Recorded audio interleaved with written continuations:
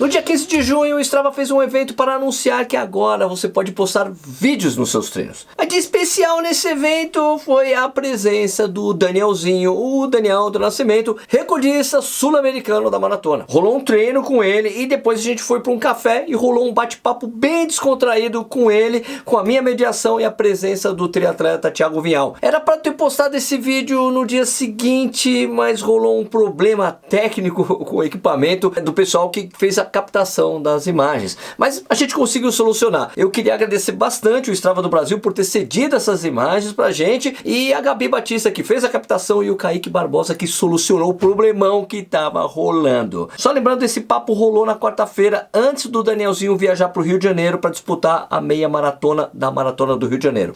Vamos lá? Vamos começar. Daniel, explica pro pessoal como é que você começou a correr, como é que você descobriu que você sabia correr, que você era bom nisso. Fugindo da polícia? Eu comecei numa categoria de base que tinha na minha cidade de um projeto que chamava Alunos Hoje, Atletas Amanhã, e eu comecei pelo atletismo, né? E quando eu comecei, não comecei pelo atletismo, comecei pelo futebol, e eu tava me destacando bastante, né? Sempre corria bastante, mas sem habilidade nenhuma. Aí o treinador chamou de canto, assim, eu vi todos os atletas cansados e eu lá de pé, normal. Ele falou, cara, se eu fosse você, vai pro atletismo que você vai se dar bem. Aí eu fiquei com aquilo ali, depois do treino, o pessoal começou a fazer piadinha, eu falei, cara, eu acho que eu vou pro atletismo. No outro dia, tá eu lá treinando atletismo, eu falei, e acabei gostando, né, da corrida, acabei fazendo novas amizades. E depois de lá que tudo começou a minha história. E olha pra você ver, o meu primeiro título nem foi brasileiro, foi um título sul-americano pelo atletismo. Como assim? Eu tinha 13 anos, eu decidi correr na categoria acima, e eram 3 quilômetros. E para ir para esse sul-americano você tinha que correr dentro de 9 minutos para baixo, que na casa dos 8 ali, mais ou menos 8h50, 8h55. E foi aí que eu consegui, assim, em 3 meses, tinha uma seletiva, entrei para a seletiva, me inscrevi, saí lá de São Paulo, 600 quilômetros para chegar aqui saí de Paraguas Paulista até chegar em São Paulo, a gente dormiu lá que foi no Ibirapuera. Eu cheguei assim, entrei na prova, me senti muito, falei, treinador, eu vou fazer uma brincadeira ainda, eu tava descalço. Cheguei, acabei correndo do 8h54 e ganhando a convocação no final do dia, porque tinha uma seletiva que era de todos os estados e no Brasil, em São Paulo tinha uma seletiva. E foi aí que eu acabei indo para esse sul-americano. E ainda chegou no sul-americano, decidi colocar. Aí eu tinha uma sapatilha, tinha uns uniformes bem bacana. Aí chegou lá, eu não sabia espanhol antes, na época. Eu olhando aquele cara falando, olá, você está tudo bem e tal. Eu falei, não, eu tô bem. Aprende, Bruno. Tô pegando. E eu fiquei assim, eu falei, que hora que vai largar a prova? O cara, me siga. Aí eu falei, pelo menos isso daí eu entendi. Aí eu fiquei ali com eles durante ali o pelotão e tava passando na TV. Na hora que deu, faltando 1 quilômetro, eu falei, eu vou embora agora. Eu fui embora e acabei vencer a prova, que foi... Correu, não tô correndo não, mas... Onde que eu fiz eu fiz o meu tradicional pulinho. Não sei se você já chegou a ver. É que agora não tá dando mais não, a perna tá doendo. Na maratona é mais difícil fazer isso. Na maratona é mais difícil. E você tem um lance de ser campeão sul-americano de várias categorias dos 10 mil, né? Sim.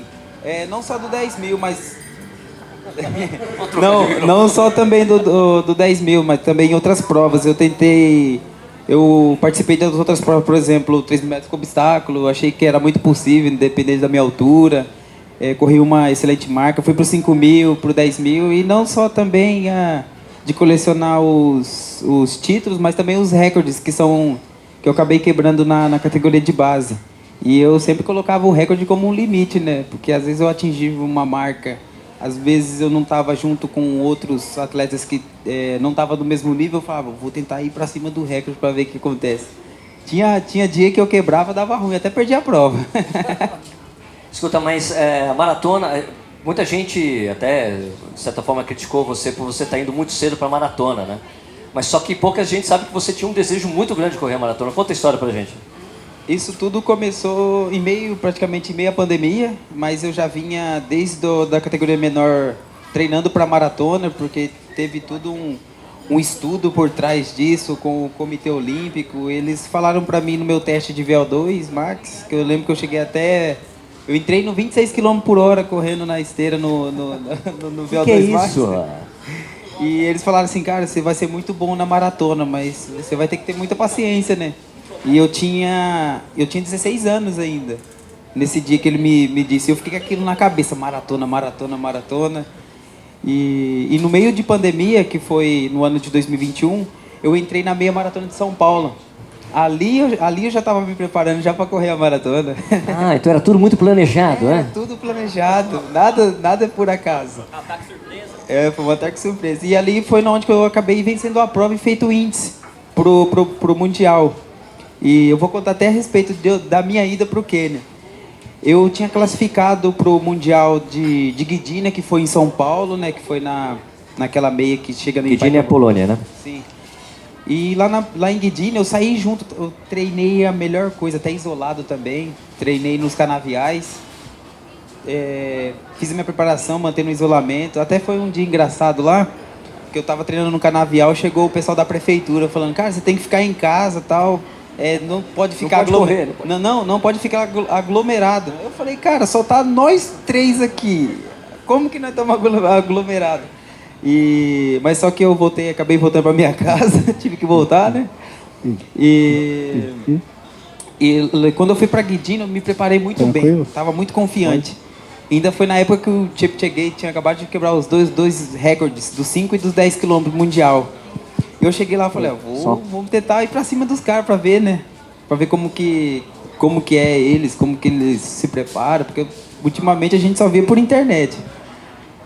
Quando eu larguei pra prova, eu lembro que eu passei os 10 km, mas eu quebrei tão feio, cara, que eu terminei em 92º, acho que segundo, terceiro, eu cheguei junto ainda com o pessoal da ambulância, que tava estocando. Você veio trazendo o pessoal? Trazendo o pessoal, e eu tava ainda ali meio assim. Aí foi na hora que eu fiquei meio desconfortável, fiquei injuriado. Eu falei, cara, eu vou ter que ir lá por quê? Né? Se eu quero evoluir, se eu quero alguma coisa pro futuro, eu tenho que ir lá trabalhar com os melhores do mundo. E essa que foi a minha decisão de ter ido para lá conhecer. Bom, eu acho que eu ia perguntar sobre como você decidiu ir pro Quênia, mas agora eu quero saber, velho, qual foi a sua sensação de dar um soquinho na mão do Kipchoge lá, aquela foto claro. que rodou o mundo inteiro, que eu ficava pensando assim, velho, o que esse pretinho tava pensando agora, velho, dando um soco na mão do outro. Qual foi a conversa, né? Conta pra nós aí. Você entendeu o que ele falou, que língua que você fala com os quenianos? Não, foi na hora que largou pra prova, eu tava um pouquinho desconfortável lá atrás, eu não tava conseguindo pegar minha suplementação. E o meu treinador tinha falado assim, ó, no 15 não aparece, que é a hora de... Faltava só 15 km pro 30, porque do 30 a tática era que o Kipchoge ele sai no 30, então a gente tinha que sair atrás ali pra gente conseguir uma medalha ou, se tiver possível, muito bem ainda, disputar pela medalha, né? Eu saí ali na hora que eu falei, quer saber, eu não tô conseguindo pegar meu suplemento, eu já vou entrar na frente. Na hora que eu entrei na frente, eu olho pra cá assim... Uia! Eu achava que ele era grande, cara, ele era bem pequenininho assim, ó. Aí eu olho assim, eu falei, nossa, é o Kipchoge, cara. Aí eu tô ali fazendo eu esqueci de fazer a tangente, que a tangente é aquela linha da pontilhada, a linha azul. E aí eu comecei a trazer o grupo pra cá. Ele pegou e falou, o brasileiro, a gente corre na tangente aqui, ó. Aí ele falou, ó, vai por aqui, que tudo. Aí eu peguei e falei, muito obrigado, eu já tô correndo a minha segunda maratona. Aí foi aí que ele deu risada ainda. Aí eu peguei e falei assim, ó, toca aqui. Aí ele já tava fazendo assim, ele acabou dando aquele soquinho lá. Muito bom. Quer perguntar mais coisa?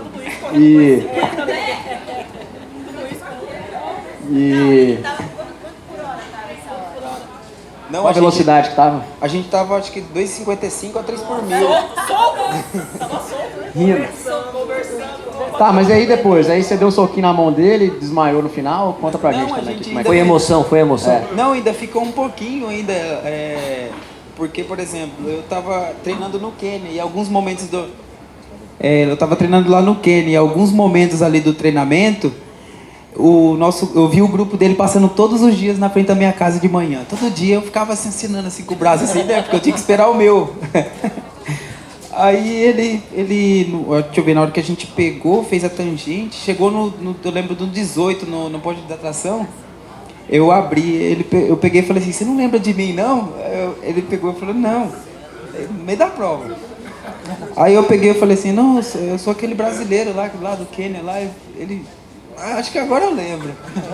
Aí a gente voltou pra prova, aí faltou poucos quilômetros, eu acabei tendo... Não tinha tomado suplementos, onde que eu comecei a tomar o suplemento, parece que eu senti um choque, eu dei aquela piscada, eu tava de frente com o alambrado. Aí eu levantei, eu falei, oxi! Aí eu levantei, o grupo tava na tangente, eu tava indo pro outro lado da tangente, tava do outro lado da rua. E na hora que eu virei, eu já não me lembro mais nada, eu caí na calçada, depois eu vi o vídeo. Aquele vídeo é feio, velho. Eu caí meio torto. E cara, como é que é o dia a dia no Quênia? Né? É verdade que você só corre em jejum? A gente todas as manhãs a gente vai correr em jejum, todos os dias. Todos os treinos, qualquer que seja o treino? Qualquer Long, treino. fartlek, pista, sempre em jejum. E depois a gente volta, eles tomam um café da manhã, porque é o famoso Kenya Tea deles, que é um chá preto, mas só que eles colocam com leite natural, que é direto da vaca mesmo. Da vaca que mora na altitude. E é bem doce, parece que galera, e é na altitude. É leite de altitude. Qual que é a altura? A gente dorme a 2.900 e treina 2.500 e 2.600. Uau, pesado. E a minha rotina lá no Quênia, depois do treinamento a gente procura sempre tomar bebidas doces para poder recuperar bastante a glicose lá, porque utiliza muito. E tem o ugali. O que é o ugali? Fala para as pessoas. O ugali é uma farinha de milho branco que ela contém bastante carboidrato. E para quem não sabe, o carboidrato ajuda muito bom para os fundistas para adquirir bastante energia. Claro. Tá, mas você vai fazer uma marca de ugali aqui no Brasil? Ugali Danielzinho? Não. Mas se comer o ugali antes de ir pro treino não é melhor do que fazer no jejum? Mas todos os quenianos comem, todos os quenianos que correm, todos correm em jejum, sabe? Todos. É cultural mesmo. É cultural. Mano, tô certo. Vamos cortar o cafezito, hein? Cortar o cafezito. Espera um pouquinho. Espera aí. A pergunta é, sai em jejum, mas meia hora depois, você está fazendo um longo, você come alguma coisa, ou bebe alguma coisa, ou faz um longo de 2 horas em jejum e só vai comer depois do treino? No meio do longão a gente toma um suplemento, né? Que é os carboidratos. Ou igual eu tava fazendo, a Grazi tá lá, né? Que ela tinha levado um suplemento da Dux. Eu tava pegando o suplemento dela. Marcelão, vai Marcelão, vamos assinar com a Dux aqui agora ou não, velho? Não, mas alguns quenianos lá, eles não tomam suplemento nenhum. Eles têm os equipamentos deles lá que faz o de glicose, sim. E também, quando acaba a glucose deles, tem o glucose deles lá, que é só açúcar puro, como se fosse uma água com açúcar. Então lá, o suplemento lá é muito... Rudimentar. É muito caro lá o suplemento. Para eles é caro, claro. Sim, é muito caro lá. Então, quando a Grazi levou o suplemento da Dux lá, eu decidi levar pro grupo inteiro, né? Eu peguei escondido lá, né? Mas deu o carregamento pra todo mundo? Deu sim. Tô acostumado a correr em jejum, né, velho? Uma dose pra cada um. Não, e todo mundo melhorou o treinamento e foi engraçado. Entendi, Marcelão. Ô, Danielzinho. Ô, Danielzinho, eu acho que vale a pena falar, né? A gente que se encontrou lá, vale a pena falar que uma das coisas que me chamou a atenção, saber que os caras correm rápido, acho que todo mundo sabe, mas o treino leve, né? O treino, os caras, né? Você, né? Seu grupo, que os caras 2 e 3 e tal, fala pra galera aí como que é esse treino leve. O treino regenerativo. Sempre os treinamentos regenerativos são de segunda, quarta e sexta e sábado. Não, além do sábado também, depois do treinamento da tarde. Mas esses treinos regenerativos junta todo mundo. E ele sai para trotar, é a famosa caminhar na floresta, que todo mundo sai entre 5h30 e 6 por mil, mas é bem para recuperar mesmo. E são quantas pessoas nesse treino? pelas contas que eu fiz, são 40. Tá. Que eu acho que são 40, se contando com mulheres e homens ao mesmo tempo. E naquele grupo que eu estou, tem acho que 15 para 2 horas e 5 para baixo. Eu lembro quando eu cheguei lá... Mas aí o regenerativo é a 5h36? É 5h36. Não passa daí. Certo. Leve é leve, brother. Leve é leve. Pensa, proporcionalmente, eles correm a 2,30, 1.000 forte, 2,40. Mas eles fazem esses regenerativos, por exemplo, para quem treina para maratona, eles fazem de 20 km a 15 km. Isso depende do treino do dia seguinte, porque forte é forte e fraco é fraco. Então eles dão o máximo no forte e no dia de regenerativo eles têm que ir pro bem fraquinho para recuperar mesmo. E que língua que você fala com eles? Que língua que é no Quênia? Que eu não faço nem ideia. É muito estranho. Não, tem o Swahili. Tem um Swahili, eu aprendi algumas coisas, mas... Bom dia, Swahili. Não, bom dia, Swahili é abariaco. Bariaco. Abariaco. Por exemplo, Muzuri é como que você está. Muzuri. Muzuri.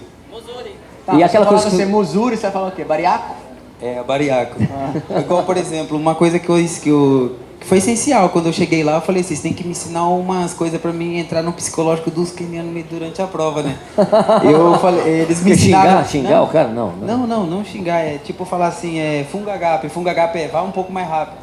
Ah, fumagalli? É, fungagape. Fungagape. Aí eles falam motossana pra você ir um pouco mais devagar. É o que a Grazi falou ali, né? Sim. Mas aí, no treino conversa com eles em inglês? Ou como é que você conversa com eles? Você fala inglês, Daniel? É uma coisa que o Jorginho falou que você tem que ser investir. Tem uma dificuldade bastante com o inglês, mas eu fico ali em silêncio, às vezes eles falam, brasileiro puxa, brasileiro puxa a coisa, eu falei, beleza. Fungagape. Fungagape. Mas o legal é que eu sei essas duas coisas, porque às vezes eu tô lá puxando, né? Aí tá todo mundo bem, eles falam assim, fungagape, é a hora de acelerar, eu falo, ai não. E a pulseirinha que você ganhou? Você tem uma pulseira aqui, metade Quênia, metade Brasil. Por que deram isso aí pra você? Eles me deram essa pulseirinha, né? Quando eu tava lá treinando no grupo, eu olhei um lá da Coreia, ele tinha uma grossona assim, eu falei, nossa, que pulseira bonita, né? Aí um dia eu vi ele lá debaixo de uma árvore lá, e assim, colocando bolinha e preparando. Aí eu falei, vou tomar um café. Depois ele me veio assim, ó, falou, ó, isso aqui vai combinar muito com você. Você tem metade brasileiro e metade queniano. Mas na verdade o que os caras falam é melhor colocar porque você parece etíope? Eles me mandaram bem colocar porque eu parecia etíope. Sério. E me confundo até hoje. Até, por exemplo, na chegada de Seul foi muito engraçado. O primeiro comemorando era etíope, o segundo comemorando era etíope. Aí eu tava chegando assim, o treinador começou a apontar assim, eu tava vendo assim na direção, o treinador desse jeito assim. Ela achava que era 1, 2, 3 Etiópia, né? Ele achou que era 1, 2, 3 Etiópia. Aí depois saiu lá no painel, no telão, tava meu nome escrito em brasileiro, ele ficou meio assim. Aí eu falei, eu vou lá cumprimentar ele, eu gostei. E como foi correr no ritmo de recorde sul-americano nessa prova, hein, bicho? Porque você já tinha falado que quando você correu em Valência tinha sido legal, porque tinha sido a primeira prova plana que você tinha corrido, porque no Peru era cheio de sobe e desce. Sim, a prova de Valência, no começo da live que se iniciou, eu já saí largando ali na frente, né? Como aconteceu na Olimpíada também. Eu larguei ali na frente e eu acabei não pegando dois postos de hidratação. Aí eu não conhecia. Eu não conhecia como pegar hidratação na Europa. Porque tinha um monte de mesa. Aí tinha umas cores. Aí depois que eu fui entender no meio da prova que minha cor era vermelha, mesa 4. Mas da bandeira vermelha. Eu pegando o suplemento, eu fui ver assim, era do cara da NN, o Jeff Camora, olhando assim, eu colocar a hidratação e saí correndo de novo. Não é minha, não é minha. Não é minha. Aí, olha pra você ver como que eu consegui pegar a minha hidratação pela primeira vez na prova internacional. Eu vi um cara que tava no meu quarto, um queniano, que ele era queniano naturalizado suíço. Ele era o número 27, eu era o número 28. Eu falei, aí eu acabei quebrando, né, do primeiro pelotão, não consegui tomar hidratação. Eu entrei no segundo pelotão. Na hora que eu entrei no segundo pelotão, eu olhei assim, eu falei, Paula? Ele falou, né, tô aqui. eu vou pegar minha hidratação. Eu falei, não, fica à vontade. Eu abri, acelerei um pouquinho, ele foi. Na hora que eu vi ele pegando na mesa, eu falei, tava com saudade. E eu procuro sempre levar nesse senso de humor quando eu tô competindo. E nisso foi quando aconteceu 2h06. Quando eu retornei pro Kenya, eu falei, agora eu vou ter que acertar a marca que eu tô treinando. Que foi onde que eu fiquei um pouco mais focado, mais concentrado. Mas peraí, mas alguém te ajudou a pensar nisso aí? Ou você que falou, agora eu vou mudar pro pelotão tal? Tem é o treinador igual de todo mundo? Ou você tem um treinador no Brasil que te orienta lá? Onde que você vai treinar lá? Não, eu tenho um atleta lá que ele me orienta. Desde a primeira vez que eu cheguei lá, ele já veio correr muito aqui no Brasil. Ele é o Kipkemei Mutai. Ele vai me ajudar como pacemaker lá na prova da meia maratona do Rio. E quando ele me conheceu lá no Quênia, eu tava sozinho. Por exemplo, o Neto foi comigo lá, ele ficou acho que 3 dias e voltou embora. Eu fiquei sozinho, sem falar inglês, sem falar absolutamente nada. E aí eu falei, tem alguns quenianos aqui que já competiram no Brasil, eu fui tentando achar alguns. Alguns não falavam. Quando desenhava a bandeira do Brasil e tal? O tradutor. Tinha um tradutor para Tinha um tradutor. Aí eu peguei e falei, cara, se achar um queniano aí que fala meio português, pra mim já tá muito bom, né? E eu fui treinar. Teve um dia que eu passei o pelotão do Júlio Andrews e eles estavam fazendo uma rodagem a 3h30 no Morro do Tambacha lá, que é 2.800 de altitude. Eu passei o grupo dele grandão assim, eu olhei pra ele assim e continuei, né? Sozinho. Aí ele falou, aí depois, no outro dia, um monte de coreano apareceu lá na frente do meu hotel querendo que eu fosse pro campo deles lá em Kaptagat. Aí eu falei, já tô aqui mesmo, vamos embora, sem falar nada. Montei na van da Nike lá, que eu lembro. E na hora que eu entrei dentro da van, acabei conhecendo o meu primeiro time que eu tava lá, que era o time da Coreia. Por isso que essa prova de Seul, nada foi por acaso também. Foi um convite especial, então. Foi um convite especial. Entendi. E pra você, como é que foi? Na hora que você cruzou a linha de chegada ali, tipo, você viu lá 2:04:49, o que você sentiu, assim, como é que foi? A sensação ali? Eu acho que foi uma sensação de ter conseguido. Eu acho que tudo aquilo que eu passei, não só aquilo, mas eu acho que na hora que eu entrei no estádio, começou já a passar o filme na minha cabeça da preparação, que não foi tão boa não, porque às vezes eu tinha que acordar de madrugada com cãibra e o massoterapeuta tinha que sair de madrugada lá para poder fazer massagem na posterior, porque os treinamentos lá são muito difíceis. E quando você começou a correr lá no projeto, você imaginava que você ia correr um dia para baixo de 2:05? Bateu o recorde sul-americano. Como é que é? Tipo, o que você pensava? O Danielzinho lá, porque você ainda é Danielzinho, 23 anos, pequenininho assim. Né? Tipo assim, qual que era o seu sonho lá e qual que é o seu sonho hoje? Conta pra nós aí. O meu sonho era sempre, eu acho que participar das Olimpíadas, cara. Esse era o meu primeiro. E ali que na hora que eu fui entrar para a minha primeira vez na maratona, fazer a minha estreia, aquele dia eu peguei e falei, cara, tô na prova certa. Parece que tudo se encaixando, tava tudo se encaixando naquele momento. E em algum momento eu tava pensando no que poderia acontecer, se eu poderia quebrar, se eu poderia não render mais, porque a maratona ela mexe com todos os nervos do corpo. E eu pensei, vamos, né? O pessoal tá acreditando em mim, então vamos para cima, vamos continuar acreditando sem ver o que pode acontecer, sem pensar na consequência. E foi nisso que eu acabei me destacando bastante. Mas foi tudo através do medo, porque às vezes o medo ele não deixa as pessoas vencer na vida. Por isso que se você ficar ali com medo, você acaba pausando e não continuando, com medo de seguir. Quem quer fazer pergunta aí? Aqui.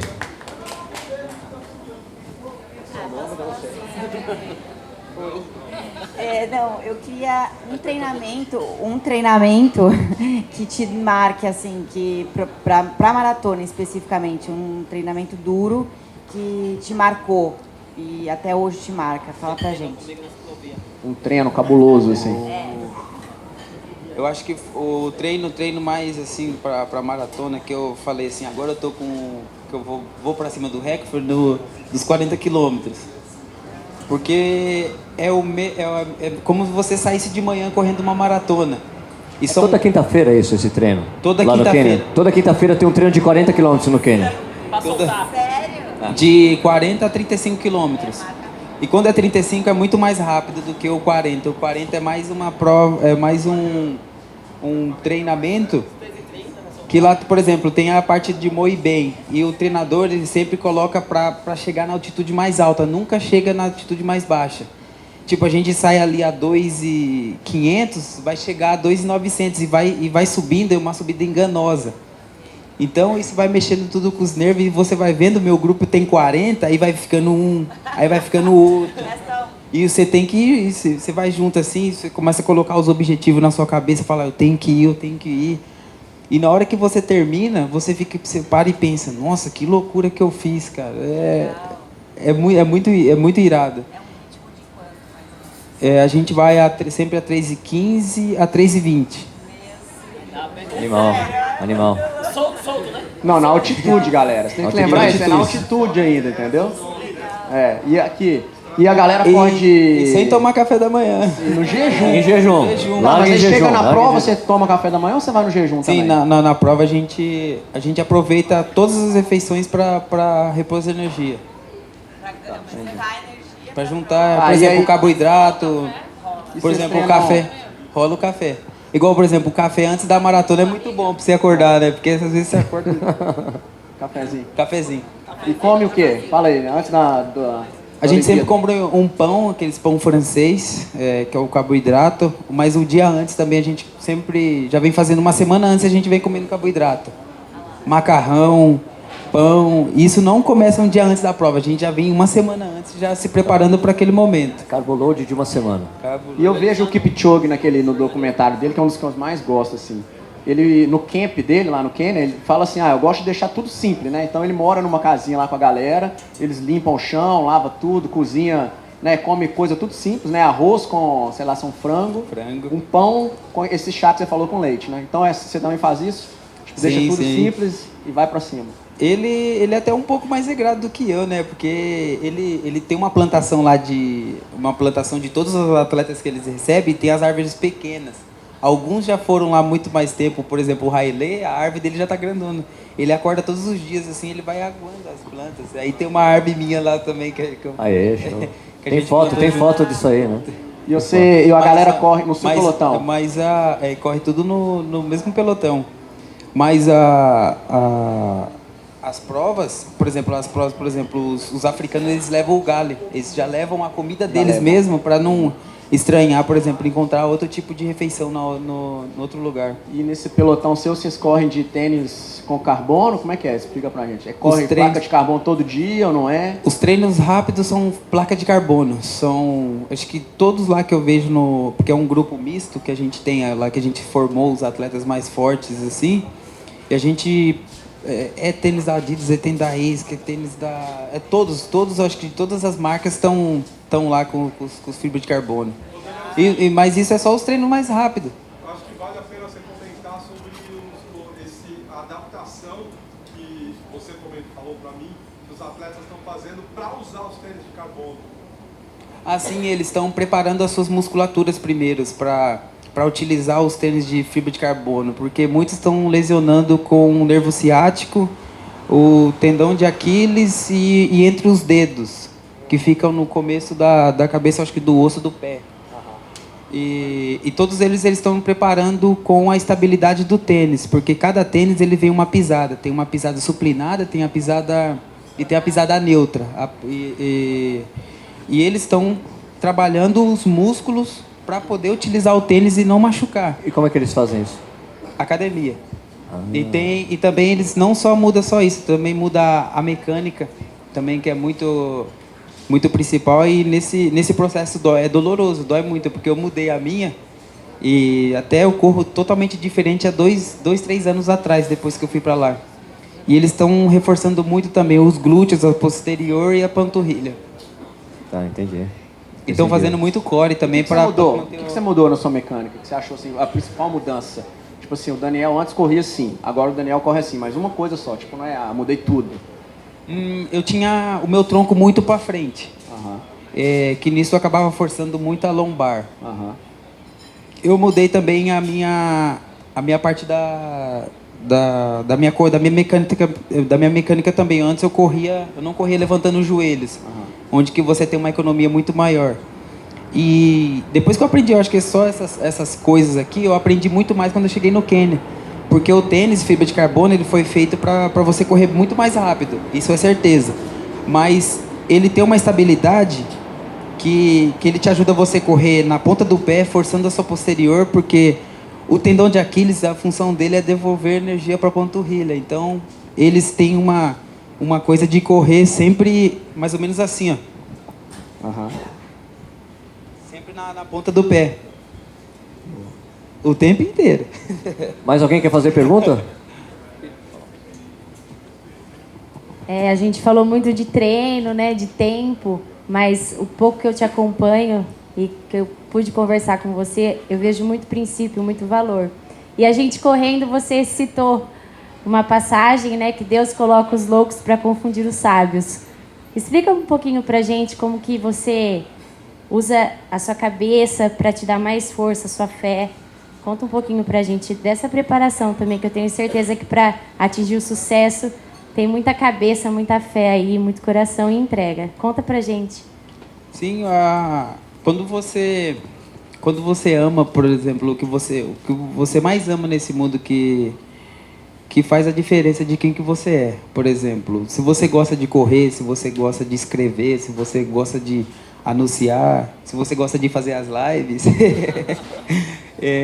isso quando você faz com muito amor e tem uma fé que acredita que aquilo vai dar certo, é onde que você alcança o sucesso. Mas nisso tudo você tem cada obstáculo na frente que você tem que passar. Às vezes, e o meu último obstáculo que foi de ter passado por isso foi, por exemplo, a família. Imagina você deixar a sua família aqui para ir para outro continente, treinar, buscar evolução, acreditar que é possível e estar sozinho, né? E lá por exemplo, eu estava contando para você uma história que aconteceu quando eu fazia parte aqui da Nike, quando eu estava no Brasil, e tinha uma mulher que estava trabalhando na loja da Nike, e a minha mãe tinha recebido um voucher, tipo, eu fui dar um voucher para ela, né, para ela comprar algumas roupas para ela, e minha mãe chegou lá e ninguém atendeu ela, né, e ficou uma mocinha lá triste, cabisbaixa lá, ela acabou vendo minha mãe lá, acabou atendendo ela, né. Aí minha mãe falou, nossa, aconteceu isso comigo lá na loja, mas não tem nada a ver não. Eu falei, mãe, que loja que é? E eu tinha acabado de receber um voucher da Nike, que acho que era de uns 30 mil mais ou menos. E eu tava decidindo gastar tudo aquilo lá para comprar uns materiais, para dar presente a amigos, meus amigos de treinamento, tênis, que muitos atletas no Brasil não têm. E quando eu fui lá fazer esse negócio, eu falei, mãe, quem que foi que te atendeu? Era uma mocinha assim, eu cheguei na mesma loja. Aí eu fui atender, não, e todo mundo me conhecia naquela época, porque eu tinha acabado de ser o primeiro o atleta mais jovem de ganhar o Troféu Brasil, que foi com 29 anos. Não, 29 não, foi com 16 para 17 anos. E eu acabei vendo aquela moça, eu falei, moça, eu quero ser atendido por você e tal. Aí depois que ela falou, cara, você vai comprar tudo, você é doido, você gastou o voucher de 30 e tal. Depois no final ela falou, muito obrigado, você sabia que eu ia ser mandado embora ontem, cara? Nossa, jura? E hoje eu consegui bater minha meta, porque acho que ela tava passando por problemas lá da família, tudo, e ela acabou tirando umas folgas, e ela não tinha batido a meta dela, e iria ser mandada embora. Eu olhei assim, né, eu falei, nossa, Deus chama as coisas mais doidas desse mundo para confundir a sábia. Mais pergunta? Quem quer fazer pergunta? Vamos lá, Rô. Conta pra gente um pouquinho da preparação para o final de semana. Quem não sabe o que você está indo fazer, o que você está indo buscar lá e como é que vai ser. Você contou dos pacemakers, você me contou que vieram 2, né? Vieram 2. Então a gente pode procurar por 3, vocês vão estar sempre em 3 ali. Você vai ter em 3. Nesse final de semana no sábado eu vou participar da minha maratona do Rio. Eu vou A gente está montando o evento para a gente melhorar a minha marca também, que é abaixo de 60, mas eu vim tentando não, mas ir para cima do RP, que é recorde pessoal, mas Aprendeu, hein? mas o limite é o recorde, passar do limite, que o Marilson ele mostrou pra gente que o limite é aquele recorde. Então 59,33. 59,33. A gente eu pedi pro pessoal da Adidas trazer alguns quenianos para me ajudar. Eles trouxeram para mim 2. Um tem no 5 km 3,04 e o outro tem 28 baixo. E eles vão fazer uma brincadeira. A gente vai ir para a morte. Ah, valendo a alma. Olha, o Danielzinho já aprendeu. Eu falei com ele, vai tentar nada, velho. Já vai pra cima.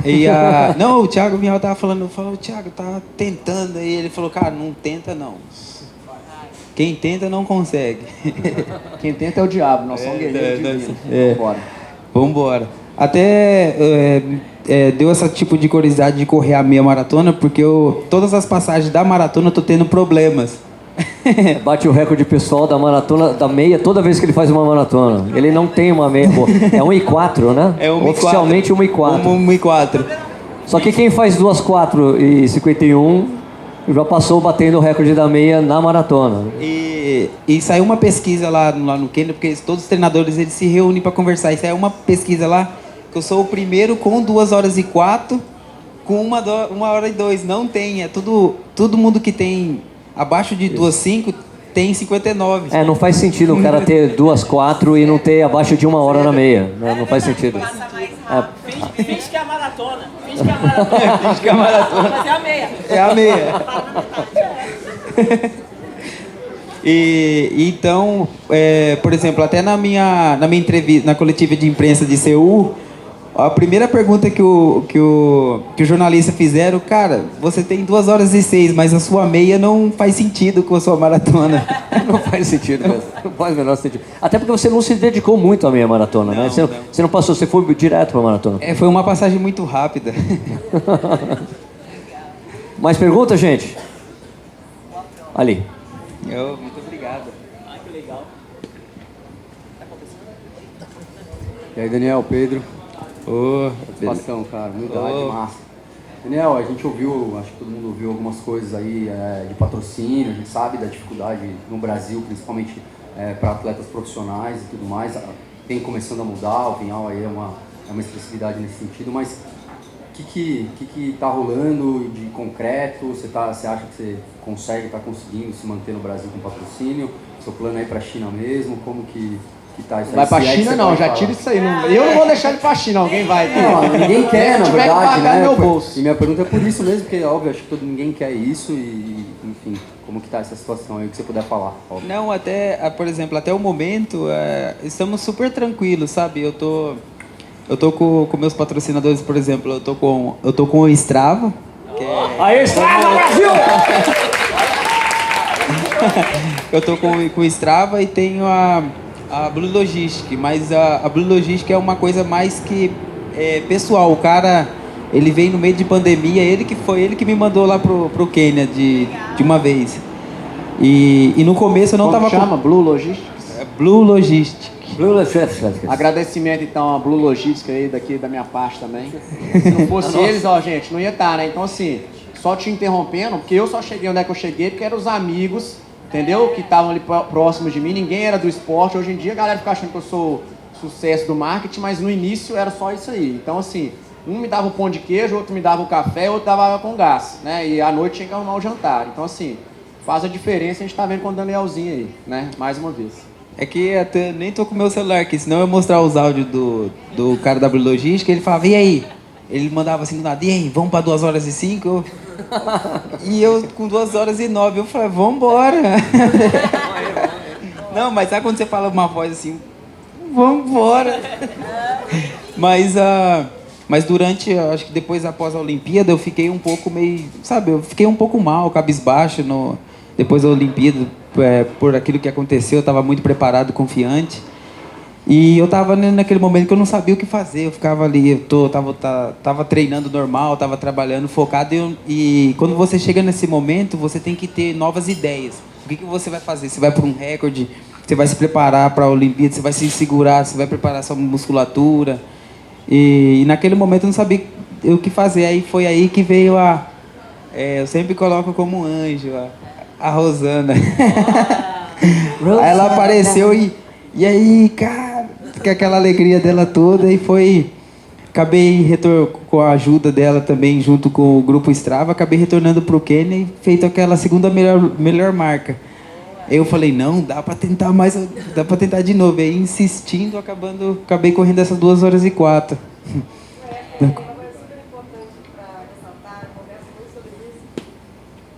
Que a gente tem que ajudar como a gente pode, né? Talvez, enfim, o Strava não é a marca com o maior orçamento aí dentre todos, né? A gente não é empresa de telefonia, não é banco, mas acho que se cada marca fizer um pouco, né? Acho que a gente se ajuda. Então, eu vim de uma marca de esporte que era um pouco mais fechada para parcerias, mas acho que dá o espaço, né? Hoje estava a Dux aqui, a gente faz as parcerias, é a Tule e tal, e ver como é que a gente pode ajudar o atleta. Você tem o relógio certo, né? Você está sendo bem atendido. Teve uma época que eu me meti, né, Danielzinho? Você sentou lá no container ali do Strava, eu falei, você tá com um manager, você tem. Vamos caçar alguém para tomar conta de você. Né? Eu vi falando isso, fala isso pra Bia. Bia, você se vende mal, tem que. Vamos fazer isso melhor. Eu acho que a gente tem esse papel também, né? De trazer essa corrente do bem para o esporte, né? Que ainda é muito fraco, né? É muito mídia social e pouca ajuda, isso que o Ti falou, é muito importante. Assim, como é que a gente pode ajudar? É uma passagem, é uma inscrição de prova, é um evento, é a celebração de um momento. Então, eu sou a maior embaixadora aí dessa corrente do esporte, de trazendo, né, as marcas se unindo para ajudar vocês. Até com o aplicativo do Strava, a Rosana tinha me mandado para estudar completamente sobre o Strava, né? Aí quando eu cheguei lá no Quênia, eu apresentei pro meu treinador lá, pro treinador, passei pro Jorginho, e eles estavam tudo conversando com eles. Cara, isso daqui é uma tecnologia, cara, dá pra nós trabalhar com todo mundo. E todo o grupo do Quênia tava utilizando, todo mundo lá do grupo tava utilizando, colocando. Daniel, mesma coisa que eu falo para vocês, me ajuda a te ajudar, eu quero te ajudar, mas bota o treino aí no Strava. Sobe o treino pro Strava, Daniel. E dali, pouco a pouco, a gente foi conhecendo sobre a zona Z2, 3, e ali tinha os treinos para ver se o treino era baixo, se era alto, se era muito baixo, para a gente manter a alta performance. Se a gente está treinando na zona 2, que é a zona fácil, aeróbico, limite máximo, que é a zona vermelha e zona laranja. E lá deu para controlar perfeitamente a parte da recuperação, que foi na parte do regenerativo. Por isso que ficou muito conhecido. Muito legal, muito legal. Mais alguma pergunta, gente? Esse daqui é o meu... É uma promessa aí que a gente tava fazendo... Tava participando da live quando eu fui querer assistir o meu amigo lá, o Laurence Cherono, que ele tava competindo na prova, e eu falei pro Sérgio, eu falei, Sérgio, se atingir um limite aí de pessoal aí de 5.000 hoje, eu dou minha camiseta que eu competi em Seul. A camiseta do recorde, a regata do recorde. E não acabou atingindo tudo. Eu falei, não, mas não tem problema. Ele deu uma ideia bacana de acho que leiloar a camiseta. Eu vou fazer um jeito das pessoas darem uma grana pra gente ajudar um projeto que tem lá na Bahia, pra galera. Uma coisa que a gente já fez com o tênis, agora a gente faz com a regata e o número de peito do recorde sul-americano. Mostra aí. Tá acontecendo, hein? Ó. Me peça pra me correr na ciclovia. Isso aí. Só dá um rolê. Sangue de outro atleta. Peraí, conta a história de novo. É sangue de outro atleta. É um sangue de outro atleta. Ele... O número dele meio que escapou, mas é parecido com isso daqui. Ele foi tentar colocar no meio da prova. E olha pra você ver, você acha que ele é alto um pouquinho? Eu tava abraçando ele aqui, ele tava machucado aqui, ó. Era grandão. E ele tinha machucado aqui, ele teve que... O número dele, quando se movimenta bastante, o chip não funciona, porque o chip fica aqui atrás. E então ele foi tentar colocar no meio da prova, ele já acabou perfurando ele mesmo. Maria. deve ter sentido uma dor, mas o sangue tava quente, eu acho que não sentiu nada, não. Quer fazer a última declaração aí, Thiagão? Não, acho que pra mim já deu, velho. Já aprendi bastante aqui hoje. Eu quero saber qual que é a próxima grande meta. É o Mundial. É o... Oregon. Você não vai? Grande, média ou... Opa, pode ser tudo, pode ser todos. Pequeno, médio e grande. É a Olimpíada. A grande, acho que a grande é o recorde mundial, o recorde da maratona. Qual que é o recorde? 2 horas e 1:39. 2:39. Oh, teve um dia que eu vi engraçado. Eles foram receber o Kipchoge no recorde, depois do recorde, lá no aeroporto. E tinha uma placa lá que tava escrito assim embaixo: bem-vindo, recordista mundial. Tava escrito assim, 2 horas e 1:40, mas é 39. Os caras erraram, hein? Colocaram o segundo a mais, pô. Segundo a mais. Aí quem correu 40 foi o Bekele. Sim. O Bekele foi 41, não foi? 42? 41, né? 41 segundo. 41. Mas a minha meta está sendo passo a passo. Eu estou focando mais, concentrado para os Jogos Olímpicos daqui. Falta um ano e... Acho que falta quase 2 anos para Paris. Meu foco está sendo 100% para os Jogos Olímpicos, para ter... Porque sempre quando tem a segunda oportunidade de você ir lá dar o seu melhor, você vai ter mais tempo para se preparar. E quando eu fui participar da próxima dessa Olimpíada que teve em Tóquio, eu tive só 2 meses de treinamento para maratona. Então, eu acredito que quanto mais eu ficar treinando com os caras, estiver se preparando muito mais lá, a minha cabeça vai mudar totalmente. Eu acho que até o recorde não vai ser o limite. Então, isso que é... Boa, eu acho que... eu falo, galera, que assim, ó, nós estamos conhecendo mais um super-herói aqui, né? Porque no Brasil, quem vive do esporte, sem ser do futebol ou do vôlei, né? Alguns do vôlei, assim, que são os esportes que têm mais mídia, realmente faz milagre todo dia. O Danielzinho é um milagre, está aqui do nosso lado, né? Então, acho que você só virou esse monstro por causa do tanto de dificuldade que você superou, né? Eu também, você falou várias, eu passei várias dessas aí. Mas deixa dar uma dica pra gente, assim, tipo, na hora que o trem fica difícil, que ficou difícil lá atrás, você pensou em quê? Tipo, você não era o Danielzinho que você é hoje, eu acabei de falar isso ali enquanto a gente corria. Né? Tipo, o que te levou? Velho, mais uma dificuldade, vou pensar em quê? Vou ficar rezando, vou ficar só rezando em casa, vou rezar e correr? Foi tudo, acho que na pandemia. Eu acho que pra todo lado que eu tava indo, tinha pessoas falando de Covid, às vezes você chegava na pista, eu sei que era um momento muito delicado, sabe? E eu pensei, eu não posso parar, cara. Agora que eu retornei, eu tinha acabado de retornar pro esporte. Fazia, eu acho que 7 meses, mais ou menos. Eu falei, cara, eu não posso parar, eu tenho que continuar. Eu não... tem que ser diferente, né? E todo mundo tava conversando, Covid ali. Tava esquecendo do foco. E no meio de pandemia, assim, eu peguei, cara, quero ir treinar no Quênia. Eu acho que isso daí que me ajudou bastante. Quando você olha tudo lá atrás, tudo aquilo que você passou, quando vem uma dificuldade, você vai ver aquilo ali como muito pequeno. Às vezes as pessoas dão muito poder para a dificuldade que está vindo agora. Boa. Bom, então, queria agradecer o privilégio de ter você aqui com a gente, né? Obrigado, Rosana, obrigado, Strava, por realmente ter você aqui. Muito obrigado, boa sorte no sábado. Vou estar torcendo, vou estar acompanhando a prova lá também, tá? Eu vou desejar sucesso, né? Sorte você já teve, né? Não precisa de boa sorte, não. Sucesso lá, bate o recorde, representa nós. Tá acontecendo, né, Bruninho? Representa tá acontecendo. Respeita. Eu vou tentar fazer uma live com o meu celular, vou estar seguindo a prova de moto. Vou tentar fazer o que é possível. Só de moto mesmo pra acompanhar, Daniel. Sim. Peguei um motoqueiro bom lá, peguei um cara bom. Obrigado, gente, valeu. Muito obrigado.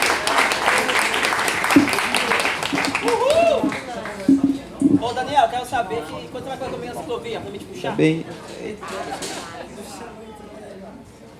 E o Bruninho que inventou o beijo abaixo bem. Chega.